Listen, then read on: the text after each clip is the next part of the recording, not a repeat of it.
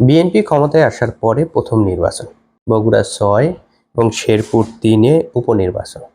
BNP এই নির্বাচনেই তার ক্ষমতার ব্যবহার করেছে। অনিয়ম, জাল ভোট, কেন্দ্র দখল, এজেন্টকে বের করে দেয়া, মারামারি, হামলা সবকিছুই করেছে বিএনপি। বিএনপির ২ শতাধিক আসন আছে সংসদে। এরপরেও সরকারের খুব বেশি দিন হয়নি। এই মুহূর্তেই কি এই ক্ষমতার ব্যবহারটা দরকার ছিল? এর মধ্যে বগুড়ার মতো জায়গায় উপনির্বাচনে জামাত জেতার চেষ্টা করবে না। থাকলো শুধুমাত্র শেরপুর ৩ শুধুমাত্র এই একটা আসনের লোক বিএনপি ছাড়তে পারলো না।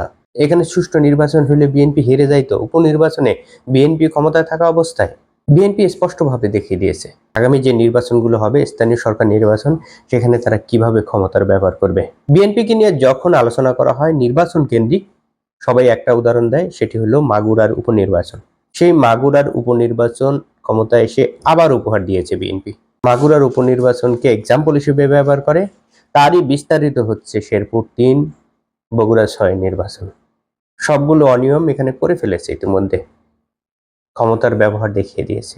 বিএনপি যে গণতন্ত্র, ভোটাধিকারের কথা বলে, সেগুলো শুধুমাত্র বিরোধী দলে থাকলেই বলে।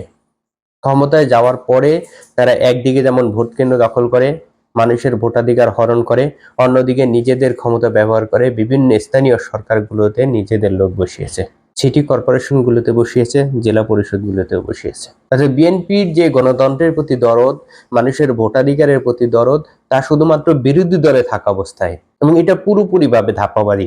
বিএনপি গণতন্ত্রে বিশ্বাস করে না, ভোটাধিকারে বিশ্বাস করে না, সুষ্ঠু নির্বাচনে বিশ্বাস করে না। সুষ্ঠু নির্বাচনে যদি বিশ্বাস করতো, ক্ষমতায় আসার ২ মাসের কম সময়ের মধ্যে যে উপনির্বাচন হচ্ছে, সেখানে তারা ক্ষমতার ব্যবহার করতো না, কেন্দ্র দখল, জাল ভোট, এজেন্টকে বের করে দেওয়া, হামলা, এগুলো করতো না। সুষ্ঠু নির্বাচন হতে দিত, মানুষকে ভোট দিতে দিত। কিন্তু বিএনপি সেটা করেনি, এক্সাম্পল তৈরি করেছে।